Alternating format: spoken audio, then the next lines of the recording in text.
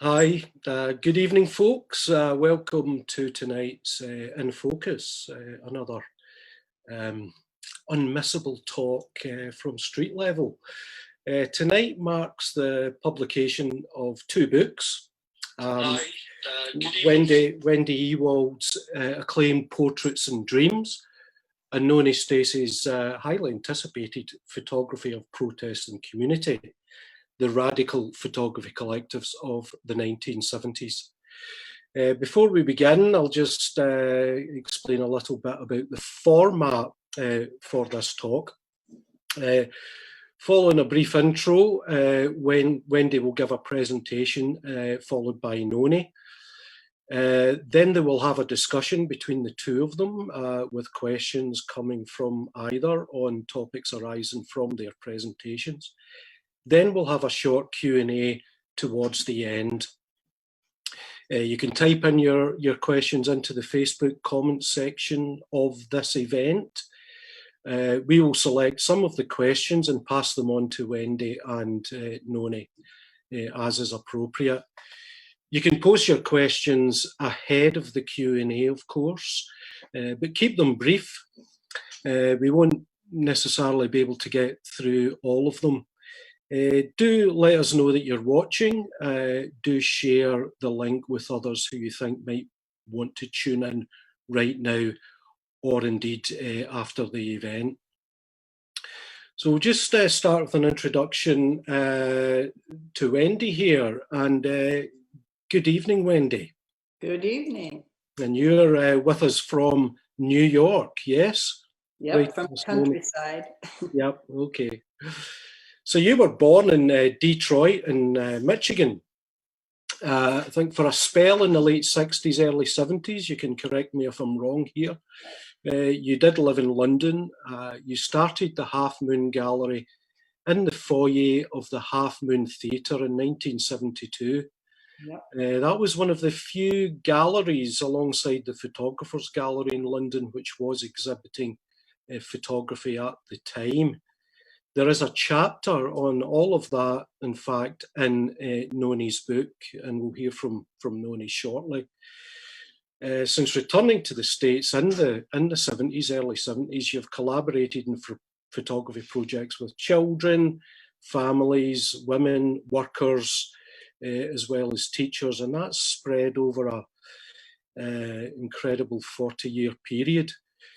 I mean, your documentary projects are about collaboration with people, about making photographs in new ways, and laced throughout are issues of identity and cultural difference. As well as the United States, you've worked in Colombia, India, South Africa, Saudi Arabia, Holland, Mexico, and Tanzania, just to mention a few. You've had solo exhibitions at the ICP in New York, the Corcoran Gallery of American Art, Photo Museum in Winterthur, if that's how you pronounce it, in Switzerland, among many, many others. You've also exhibited in Britain at Stills Gallery in Scotland, in Edinburgh, in fact, in Scotland, in 2000. And also at Amberside in Newcastle, and they're two organisations that we admire and we have very productive conversations with. I think Amberside might have a set of Portraits and Dreams images also, Wendy. So maybe you need to get in touch with them again, or they will with you certainly.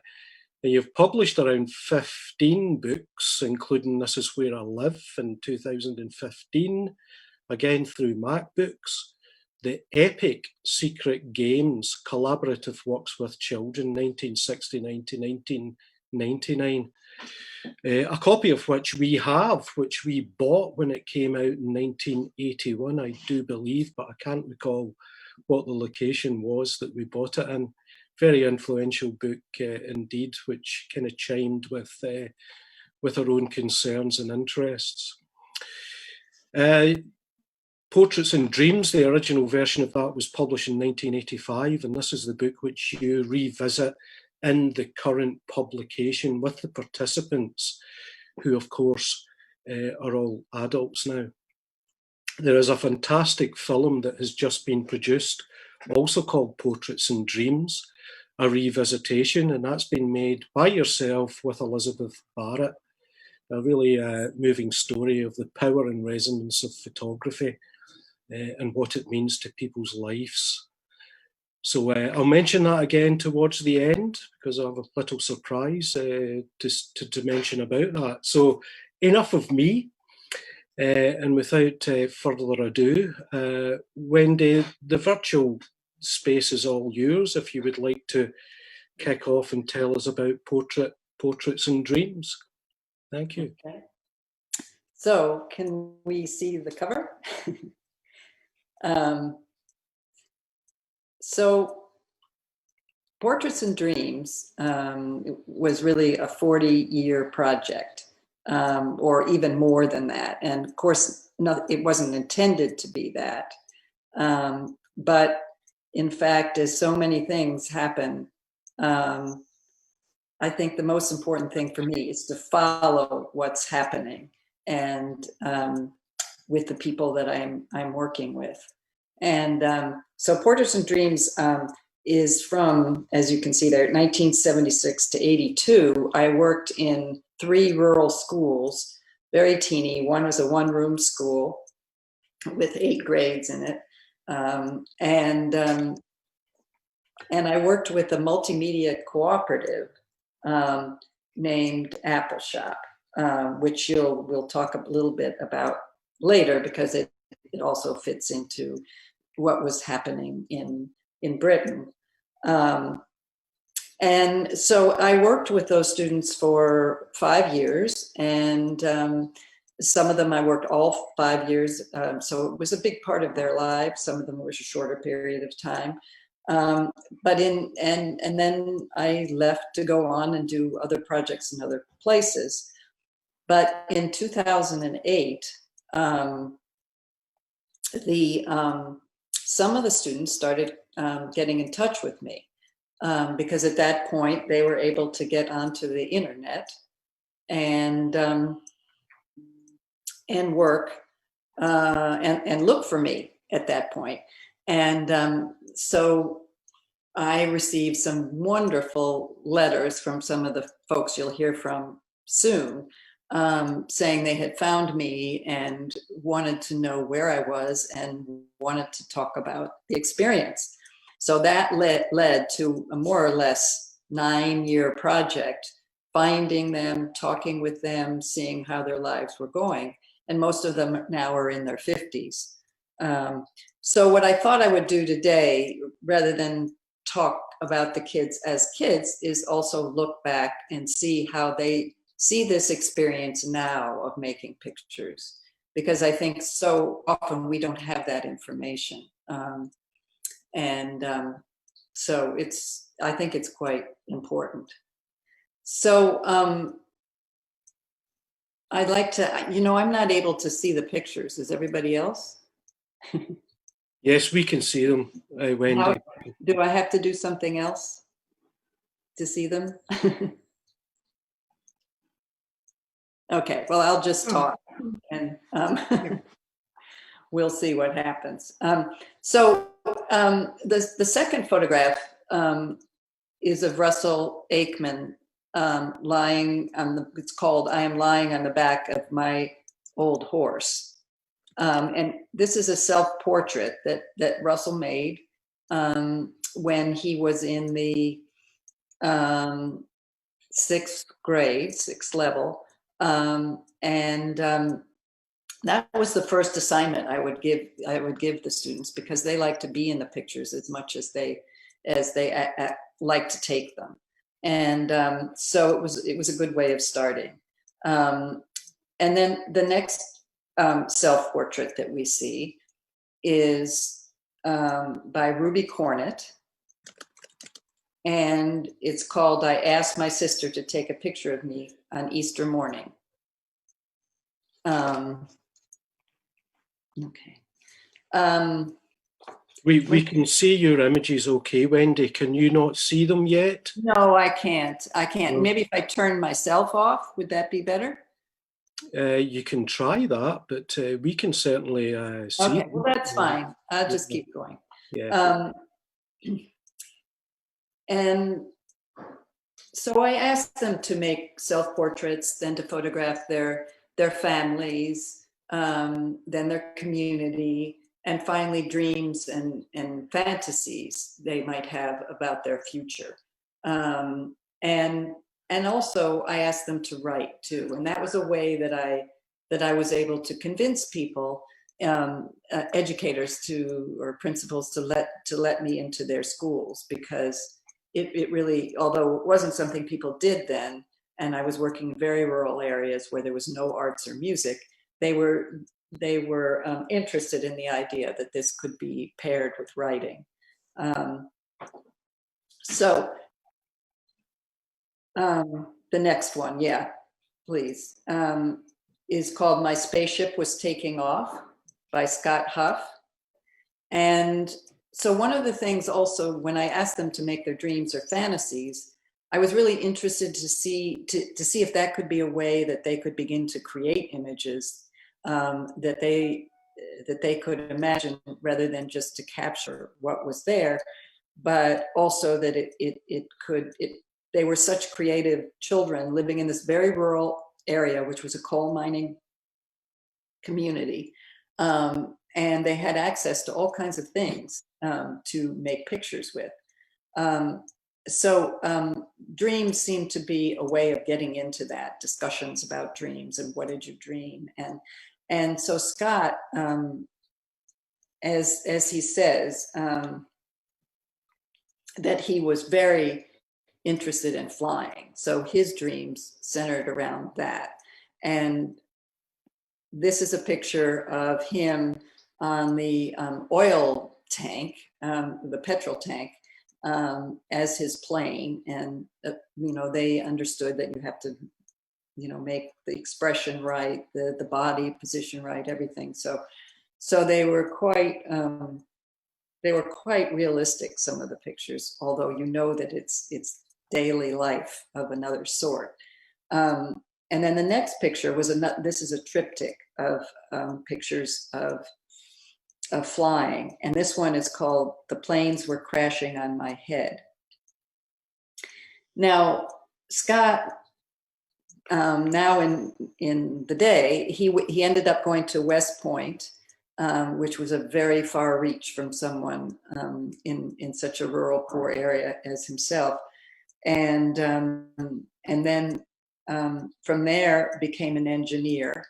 And now he has factories both in China, and has been instrumental in bringing some factories back to the US from China. And so present day, he says, these pictures were all about setting it up. Like now, when I design a product, I'm telling a story. My mom helped me then. She was always a willing participant in my projects. We caught the planes in the air. That wasn't particularly fast film either. We were lucky. I don't remember composing in any great detail, but I believe it was then that I learned that asymmetry was more interesting than symmetry. So the next picture is Scott as an adult and as a student at West Point, and the picture, and then you see his Facebook page there, which he always has. His journeys are on Facebook, and they're all over the world, and very often. So that was a way sort of we reconnected is through Facebook. Are you still hearing me okay? Yeah. Well, okay, because something came up. So now the next person I wanted to talk about is Denise Dixon, who really was the most talented person I've ever worked with. She had a sense of composition from the beginning, from when she started, and she worked with me for 4 years. and made a very strong body of work, which is well known now. And she is still photographing and making films and books, you know, for herself and her friends. And this first picture is called My Brother, the Mud Monster. And she has two twin brothers and a sister. And they were always, the brothers were always the main subject of her photographs, but also she was too. And I like to say that actually, you know, she was doing what Cindy Sherman did before Cindy Sherman did it. So you have, so she did a diptych of her brother as mud monsters. The following picture is called Philip and Jamie Are Creatures from Outer Space in Their Spaceship. And this was one of the photographs that she made. She was very detailed about everything in the pictures. There's nothing that's left to chance. So here she's got her brothers in this easy chair, and they're the creatures from outer space, and the chair is the spaceship. And she has stockings over their heads, but you can tell from her contact sheet, she tried a lot of different materials before she got what worked. And she must have been about 10 then, I think, 9 or 10. And then you see the newspaper behind and their little feet. All those things are little toes. All those things are things that were conscious. The next one is a picture of her at present day with a self-portrait she made called I Am Dolly Parton. So I don't know if you all know who Dolly Parton is, but she's a very important singer in Kentucky and Tennessee.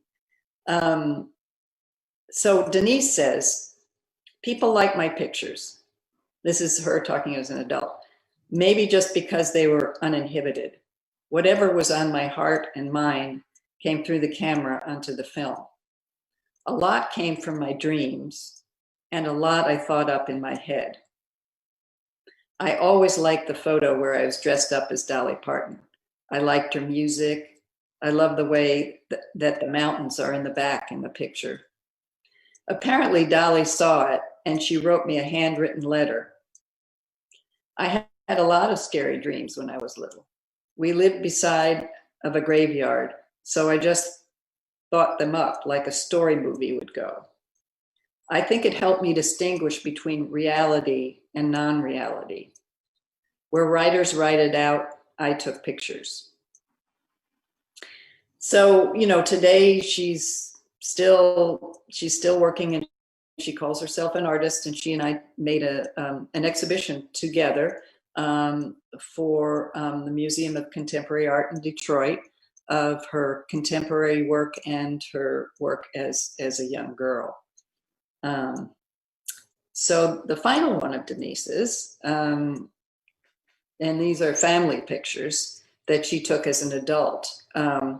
She sees now her pictures much more like they are for her community, her family, and that's what's very important to her. So the first one on the left is Denise's husband and son after her husband shot a deer. And this was the first deer that her son saw. And then the one on the right is her sister and fiance. And Denise has at different times made money by making pictures for people's weddings, for their engagement ceremonies, for birthdays, for babies, etc. And now we have the photo. Next photo is by Willie Whittaker, and that's my father and his mule. And Willie And then the next one is called The Hen. So those were other things that they photographed, their animals and their family. And Willie says about this picture, that was actually a special chicken. I'm not sure why she was. She had personality. When I was taking the picture, my mother is behind me. She's milking a cow. I can hear the milk hitting the bucket. I can hear the cowbell ringing. I have no idea why it's so emotional, but it is. The photograph is like a portal, a wormhole into the past. I never thought of it as that. I will probably carry that thought with me for a long time. It's a very good way of describing it. It's a connection back there, a reality of exactly what it looked like, not a faded memory. And then finally, the next one is a picture of Willie at work. He is now works for the Army Corps of Engineers in the mountains, and he has a very important job in charge of a very big watershed that he is taking care of all the dams in. So he's done quite well. So on the left is a picture of his house with the photographs. I mean, his parents' house, which they call the home place, with the photographs in it. And all these houses, many of them anyway, have beautiful collages that they made telling the history of their families. So the last one, Denise Dixon, that's a dream of falling by Denise, and it was the coal house. She made it on the coal house where they kept the coal. And she says, I remember climbing up on the top with the ladder, and I thought that was the coolest thing. Thinking about my students today, she's a principal and a teacher, and they wouldn't want their friends to see pictures of that. We were all poor and didn't know it, didn't care one bit. And then there's a picture, next picture is of her in her cabin these days, which she's created like a museum with each room a different installation. It's quite amazing. And then finally, the last photo is a picture of the scarecrow that she and her father had made. So there's a tremendous amount of creativity in all of these families. So it's not a surprise that they made incredible pictures. So I just wanted to go quickly through a couple of other projects.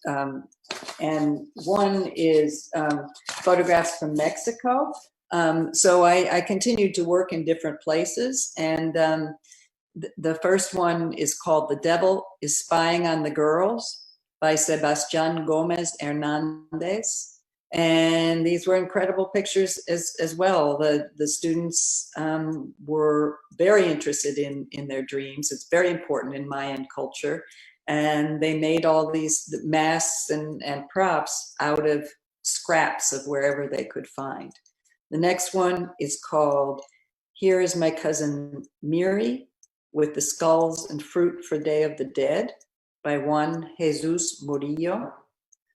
And the next one is by Javier Bautista, and it's called My Little Sisters Are Standing Below the Orange Tree.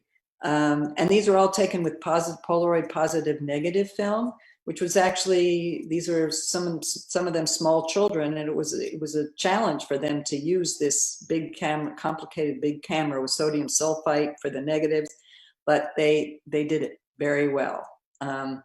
And then lastly, I just wanted to look at another project, which some of you might have seen or known of, in Margate that I did with Art Angel. And the first photo is a triptych on the seawall in Margate. And these are all made with immigrant children. And this is Ali Reza from Afghanistan. And there's one photograph of his face, then the middle photograph of things that he brought with him, and the final one is him looking into Margate, from the seawall. Then the next photograph is, you can see Ali is working on a photograph that I took of him with a large format camera behind him, which then would go on the seawall. And he's writing text on it, which then will be sandwiched together. And the next one is him facing the seawall, and it says, "I am mourning that I don't have my mother with me and her protecting shadow over my head." And then underneath are those words in Dari, his language. So eventually I knew him for 2 years, worked with him for 2 years, and eventually I knew him as an English speaker.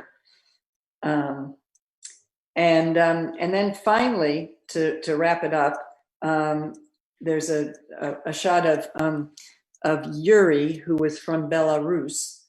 He and his mother came and were deported by the time that I stopped working with these kids, unfortunately. And you can see it's on Dreamland in Margate, and you get an idea of how these pictures sort of towered over the town.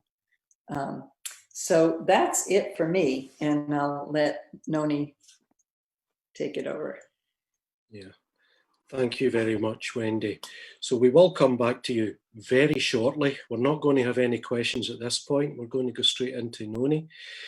Your reference to Dolly Parton, however, I should say, Wendy, did strike a few bells with some of the audience here. Someone remarks that Dolly is important across the universe. Now, Great. That's might be debatable, but you know, she's very well known, very well known. She's done great work on literacy. Yeah. Yes, she has. Yeah, yes. Yeah. So you can either stop your camera now, Wendy, or you can wait until. Well, I can't see anything. Oh, there you are. Now I can see you. Okay, so I'm going to stop the camera. Maybe I can see Noni's now. Okay. Yeah. So you need to still switch your. Oh, I did it. But it didn't take. Camera off there, Wendy. That's it. Well, it's not staying. Yeah. Okay, that's good. Well, you can stay. And Noni, you've disappeared. Are you still there? I'm still here, but you're going to show my pictures now, aren't you? Yeah, we are, but I'm going to introduce you firstly. Okay. So, reappear. yes, you describe yourself, well, you not only describe yourself, but we know that you are a writer, political researcher, and a photo historian. You undertook your PhD, the subject of which was community photography, radicalism, and a culture of protest in the London-based photography collectives of the 1970s, funded by the Arts and Humanities Research Council. You gained your PhD from the University of the Arts in London in late 2017. Prior to that, you did an MA in the History and Theory of Photography at Sotheby's Institute in 2010. You've worked as a freelance picture editor and researcher and in education, a whole number of different pursuits, all within an interesting cultural framework, I should say, and with newspapers such as Guardian, Weekend Magazine and The Independent on Sunday. Noni's no stranger to street level or to Scotland. In fact, lived in Edinburgh until fairly recently, has just moved to France to undertake some research there. And that's where you're joining us from, Noni, tonight, in fact. But you've worked with us over several years, in actual fact, and we've been in regular correspondence from excavating various archives at the University of the Arts, where you introduced me to, and you were involved in Larry Herman's exhibition, Clydeside 74-76, which we exhibited in 2016, but also in Scotland's Far North in 2017, which included 2 bodies of work which were originally toured by Half Moon and Camerawork. So it kind of struck a chord with interests that we had as an organisation, your work. So it's been quite productive, the conversations that we've had over the years. I'd also like to quickly say, just as a footnote, you also organised a series of talks within the Radical Histories of Radicalism conference, organised by the Raphael Samuel Centre at Birkbeck, University of London, and that was in 2016. And indeed, we participated in that alongside the artist and writer and yourself, Anthony Levera. So I just wanted to mention that fact in terms of the continuity across the past few years.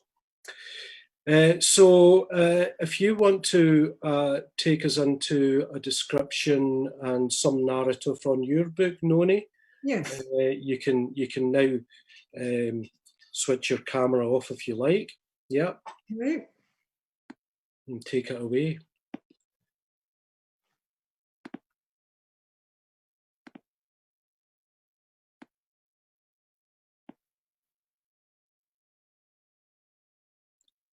I'm not seeing any pictures. No, me neither. Not yet. It's coming. It's coming. Yeah, sorry. Here we are. So this research, I first got interested in this when I read about community photography. I'm interested in protest and how it works. My family had been steeped in the suffragette movement, and I'd examined the role of counterculture in the media in reporting the Vietnam War and Soviet dissidents in my first degree.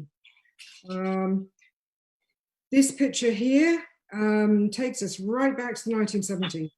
Photography was a very male world. It was energetic, it was young. And this is a group of photographers at a jumble sale for Half Moon Photography Workshop, taken by David Gordon, who was very young when he first went there, and he's now has been a photographer based in Glasgow. Jo Spence is on the left there.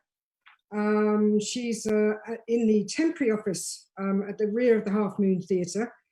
She shared this with Mike Goldwater, and this is 1975.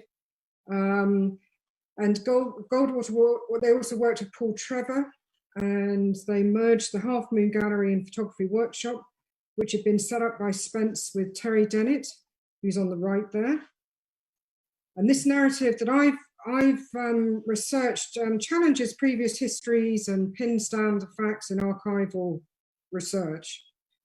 This photograph here really speaks also about counterculture and protest. You look at all the posters to do with music, to do with photography, to do with women's rights.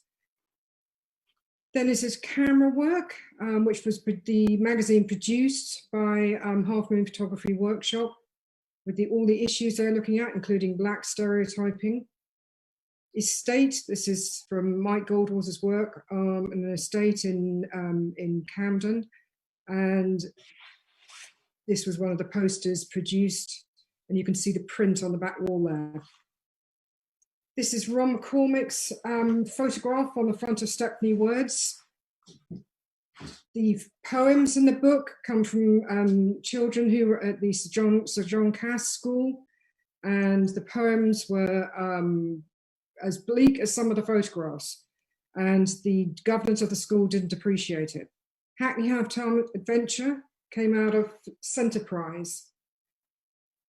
This is the work of Exit Photography Group, Dan Wapping's survival program. Survival programs came from a 6-year study of Britain's cities.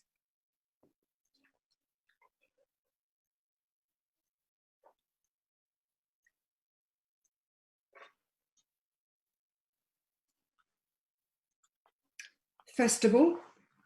This is Ron McCormick's work again, around the E1 Community Festival, which took place annually. And it sort of references the debate about how much these photographers were working in the community, what their level of engagement was. Because this community photography that was written about wasn't just about teaching people to take photographs. That worked very well in these exhibition panels in the North Paddington Community Darkroom. A lot of these photographs were taken by Philip Walmouth, who set up the darkroom and worked there for a period of years.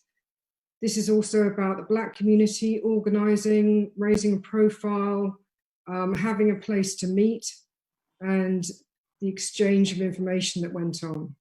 This photograph came out of the Blackfriars settlement, where children took and developed their own pictures, and where Paul Carter set up the Blackfriars photography project.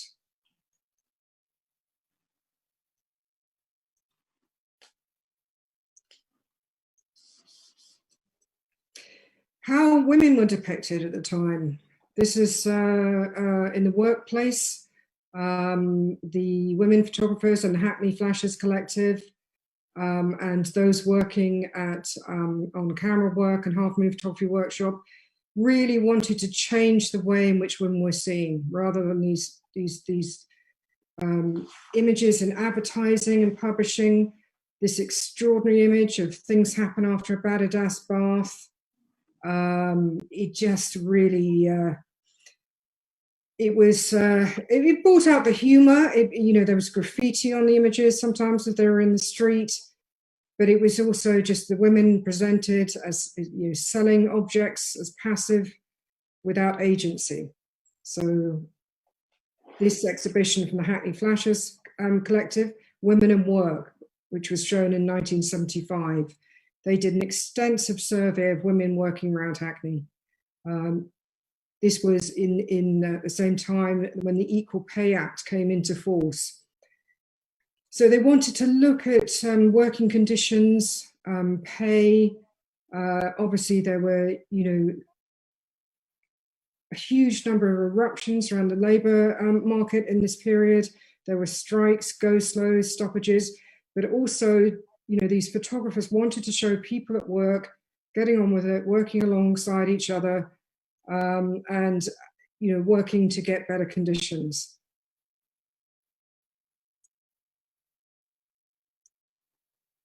Racism in the 1970s, it's never gone away. It was very explicit at this time. The National Front was trying to build a power base. They marched through Lewisham in 1977, where these photographs were taken. And this was an example of Camerawork staging an intervention in the political debate.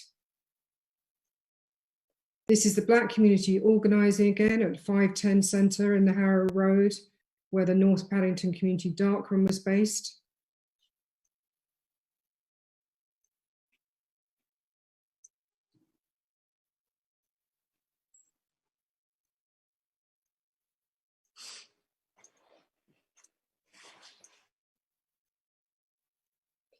These are from an exhibition called Problem in the City by the photographers Ron Cormick, Larry Herman and Nick Hedges, looking at housing across the country. They did in-depth studies. They drew on work they'd done previously. Larry Herman did an extensive body of work in Clydeside. These places were called Cities in the Sky. The Troubles in Northern Ireland, the background to all of this work, lots of these photographers and the collectives went there. It was very difficult to counteract the narrative in the mainstream press and the government, and to make other voices heard, which is what they wanted to do. They also challenged the practices in photojournalism. This is photomontage from Peter Kennard. Again, on the Troubles, photomontage, collage, montage, illustration were all used in some respect by these collectives to make a point, to challenge, to excite debate. And then we have the Hackney Flashers, illustration by Christine Roche.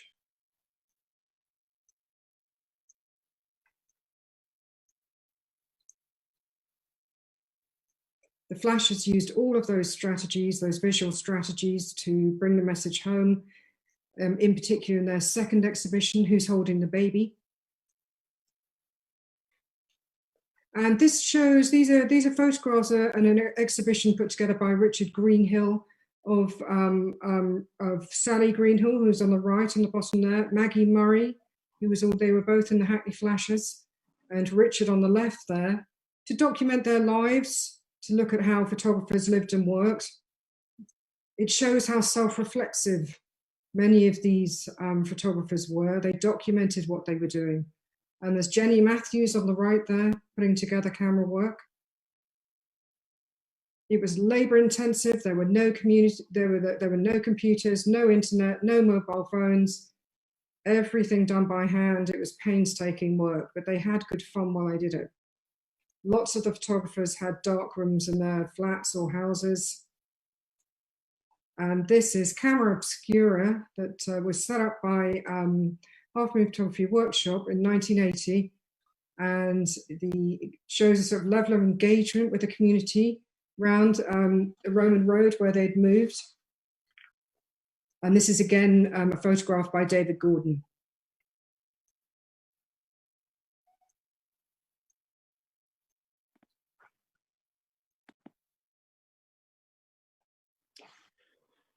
That's fantastic, Noni. Thank you very much. I mean, that is just a brief taster of what is in the book. You know, we're talking about several years of works went into the book. All come out of interviews, from first-person narratives with a lot of the photographers who were involved in these projects originally, many of whom hadn't actually been interviewed about their particular projects until you had approached them.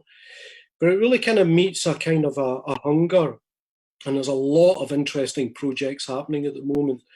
A great kind of interest in looking at these kind of inspirational projects back then, which maybe says something about our current condition. I don't know.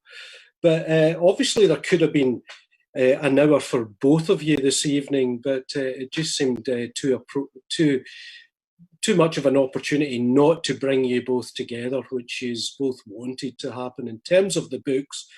But there was the starting point, of course, with Half Moon Gallery originally. So a lot of this is kind of Wendy's fault, isn't it, for starting a lot of this stuff, you know? But what also connects both of them is the use of photography as a tool for empowerment. And that's very, very strong, and that's something that we need to sing about a bit louder in the present day. But do feel free to, you know, ask yourselves questions from what you've seen of one another's presentations, of which I'm sure there's a few. Yeah. Wendy, you know, because we were speaking the other day, and I was interested because you said that, you know, you came to London because you could find a place there that was more open. And the interesting thing was that a lot of the photographers, you know, that I've been looking at, were looking at the model of and framework of protest in the States at the time, the civil rights movement, the women's liberation movement, the marches against the Vietnam War. Everybody spoke about these. So what was it like for you coming from that, you know, to London? Well, I mean, I came like in 72, and in 69 or no, 67, I went through the Detroit riots, being in, you know, growing up there. And then the next summer was the first summer I was involved in like a sort of a community center that was kind of like a freedom school. So, you know, we were doing Black history, music, all that kind of stuff. And, you know, I had no business being there, but it was a wonderful, you know, model for me. And so coming to, you know, so that, but it was also very personal, you know, very close. It was where I grew up. It wasn't something I was looking at from afar. And so when I came to England, you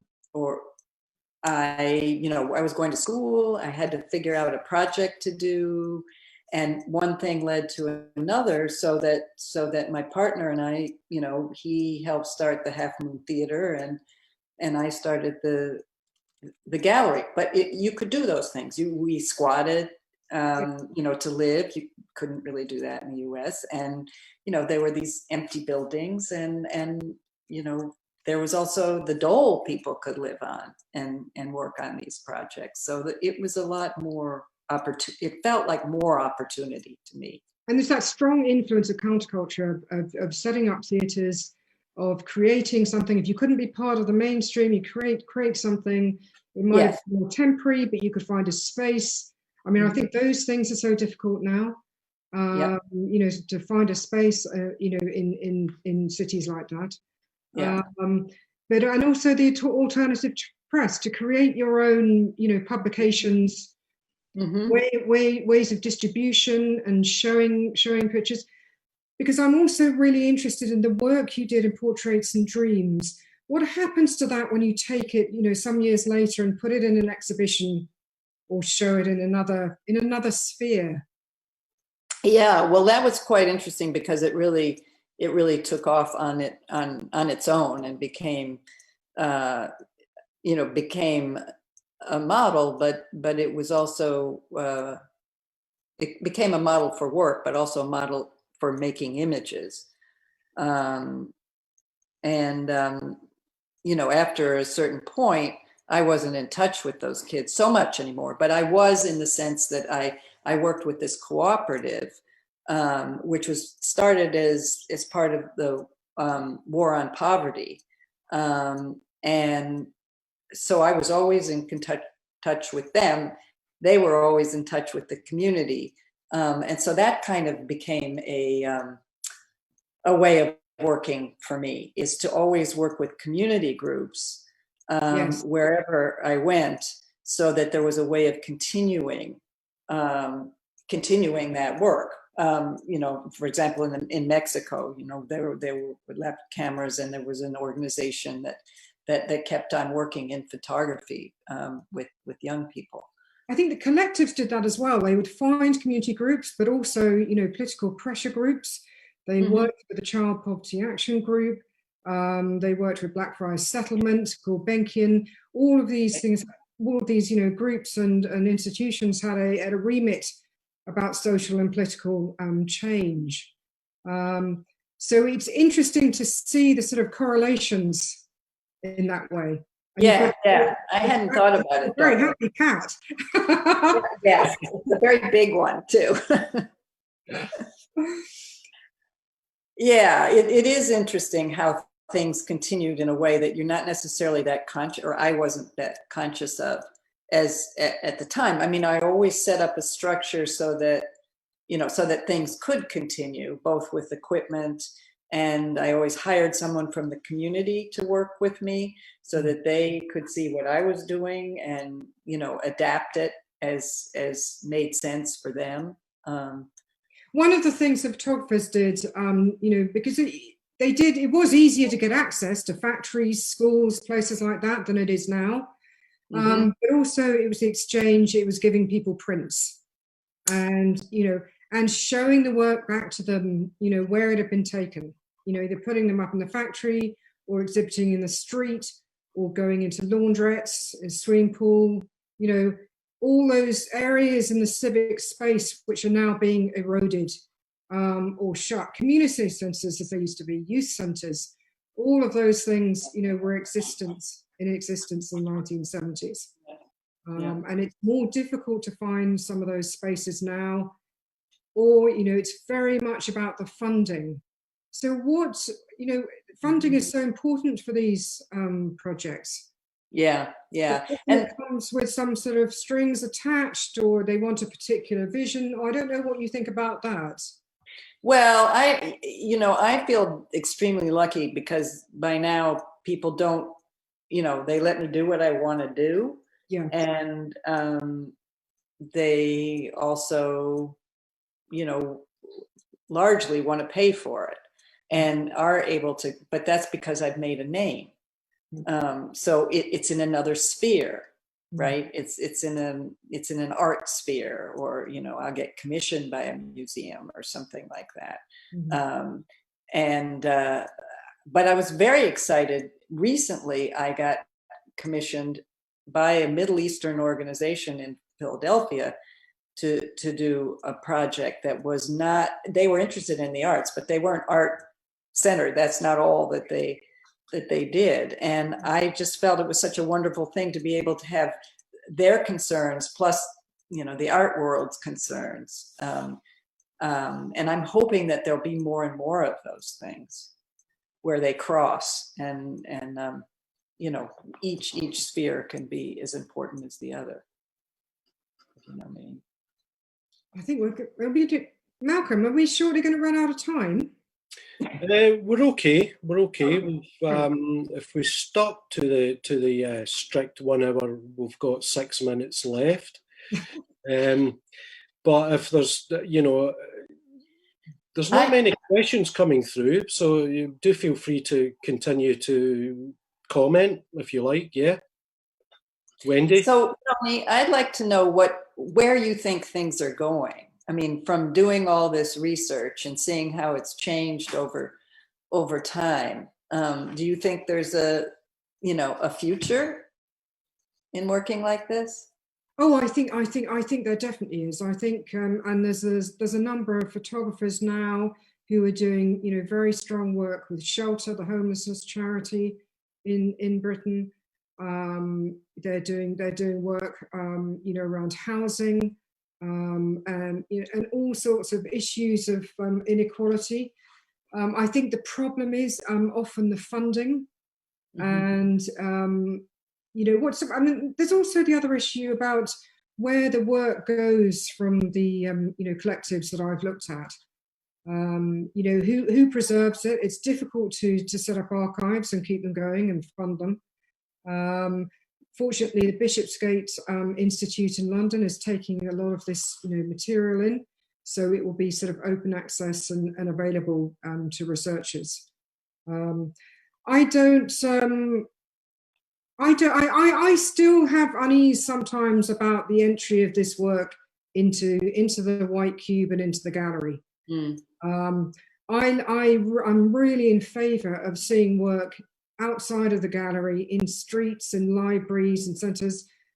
Tower Hamlets archive and library, they just had prints pinned up on, you know, on paper. It can be very simple and it can be very accessible.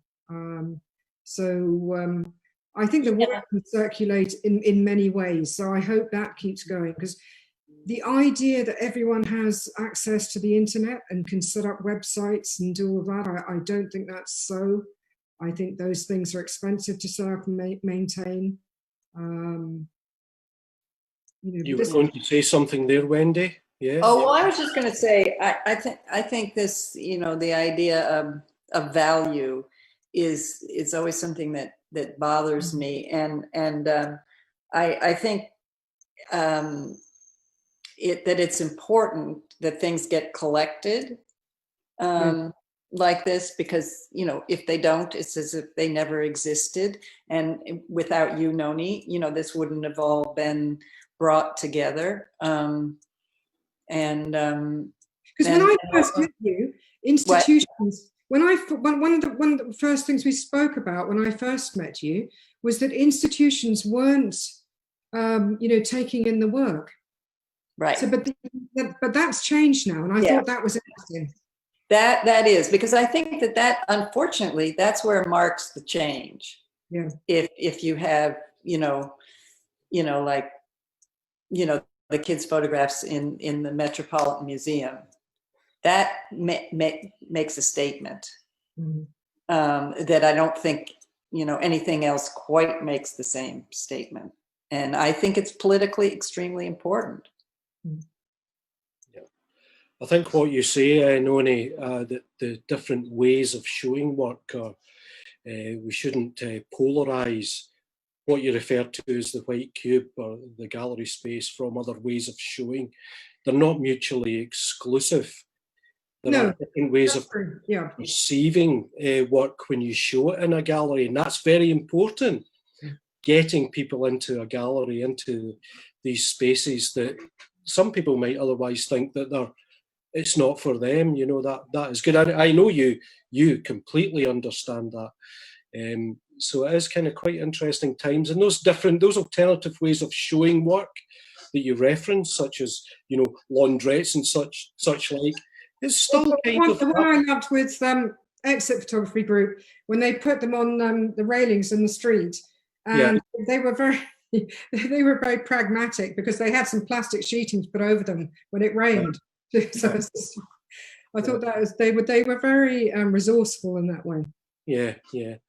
And of course, as you document in your book, the story about the laminated exhibitions that came from Half Moon and Camerawork, they were laminated to protect them from the rain, basically. And these were exhibitions that were shown in all sorts of spaces, indoors and outdoors. There was no demarcation regarding the value of the spaces that this work was shown in.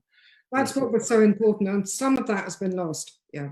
Partly because those spaces don't, you know, exist in the same way, or they're not accessible in the same way. Yeah. Right, but I think it's just as relevant now as it ever was, isn't it? A couple of questions here. Some feel quite kind of. What are your thoughts on how young artists who face such enormous challenges in the world today keep the spirit of creative resistance alive? Wendy? Well, I mean, I think there are significant challenges, but I think, you know, it's important to figure out what your time is, and what is, I mean, in the time we're living, and how you can create things out of the fractures that exist now. And look for creative ways, and as we're talking about, ways that we had that you could use, like the synagogue for the Half Moon, and that is harder, but I think it's just really important to keep working and thinking and working together, and because this is more important than any other time in my life, anyway. Yeah. Do you have anything to add to that, Noni? No? Well, I just, you know, one of the most important things about those collectors was the work they did at local level. So I would say find a local, you know, political group or grouping that you want to work with. You can build up a body of work from there, and find a space, maybe in their offices or a library or somewhere nearby where you could show some work. That would be, you know, or just in the street if you can, if the weather's good enough. That's, you know, that would be a good way to build up a body of work. Yeah. So find partners, widen the network, and the potential for showing work. But of course, quite important in all of that is an awareness of how radicalism can become recuperated. So that's an ongoing process, and one must move and adapt to that situation as it flows. Quite a lot of comments have come in, and a few I must mention. Paul Carter, I wonder if that's the Paul Carter. Thank you, Noni and Wendy. So encouraging to hear these conversations building on those taking place so many years ago. Jan Williams. Thank you, Paul. Yeah. Jan Williams of the Caravan Gallery. Wonderfully empowering work and very timely given the state of the world today. Thank you. Paul Curry does ask a question for both of you. Does photography record, cause, or accompany social change? Malcolm, why don't you start with that? Both, right? I mean, I don't think you can do one without they exclude each other. Yeah. No, that's right. Yeah. I think that's one for you, Paul, to tell us, because they're not mutually exclusive either. Yeah, interrelated. So let's take that's a holistic response to that one. What else? There are a lot of other comments. I have to scroll up and down here.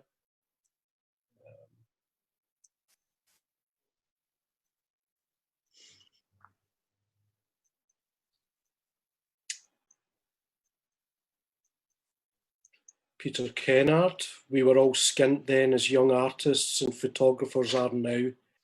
It's another. Yes. think it might be an incomplete sentence there. Yeah. It's a fractured world, and many young artists finally are really meeting the challenges. That's from Chris McGinn. Mm. The Peter Kennard quote there was incomplete insofar he said, we were all skint then as young artists, and photographers are now. It's another reason why youth are connecting to work from the 70s. Yeah. And that's quite an important point, isn't it? But also, it was really apparent when I was reading about the protests around Black Lives Matter, the really good debates around who was taking the photograph for whom, whether they were part of that community, whether still the major agencies were parachuting in, as they called it in the 70s, photographers to do the work, and how people were being represented. They're very lively and ongoing debates around photography and photojournalism. Yeah. Alicia Farnan says, a wonderfully complimentary pair of artists. Thank you for showing and speaking about your work. So there's different... I've never been called an artist before, but yeah. That's a first. Well, let's say you're a cultural worker. Cultural worker, that's fine. Yeah. You take that. So I think we're going to wrap it up there, if that's okay with the two of you. There are other questions that are coming through that will remain in the Facebook comments feed. Okay. Which you can refer to post this event itself. As I said, this is just really touching the surface of things in terms of the work that Wendy has been doing, and what I said in my introduction was really just picking a few things out. If you go to Wendy's website and look at her CV, you can see a lot more in there. And by the way, Wendy, you need to update your CV on your website to include the work that you've done in England and in Scotland. Right. Just a little footnote there. So, all right. yeah. The two books are just out. They're available on Street Level's online shop, but also in the gallery at the moment, which is open Thursdays to Sundays. I mean, you'll not regret buying either of these books. There was someone asked a question earlier on, so what's your next projects? But I would say to them, get the books, read them, then come back to us in a few months' time and ask Wendy and Noni the same question, because there's an incredible amount of work that's went into both of the books, which is reflective of your practices, of course. I mentioned at the beginning about the documentary that Wendy and Elizabeth Barrett have made. It's a wonderful documentary, and very pleased to say that PBS, who are distributing it in the United States and Canada, are allowing us to do an online screening, a one-off screening of that, and that will happen sometime later in November. So keep an eye on our website and on our social media as to the date for that. But it really brought a tear to my eye, Wendy, that film. It's really effective, really gentle, but as I said at the beginning, really underlines the importance and the relevance and the realness of photography in terms of its impact on people's life, but also those people's lives on you as well. So a lot of the people, your collaborators that you showed images of, do appear in that film. So do look out for that. Wonderful people. Yeah. So, and I think without... Thank you to Street Level. Thank you, Malcolm. Thank you to John. Thank you, both of us, both of you, for joining us tonight. It's been really wonderful and a complete inspiration. So Wendy and Noni, if you just want to weigh in on Zoom, we'll just say cheerio to the audience right now. And we'll see you at the next street level event. Okay, bye-bye. Bye. Bye-bye.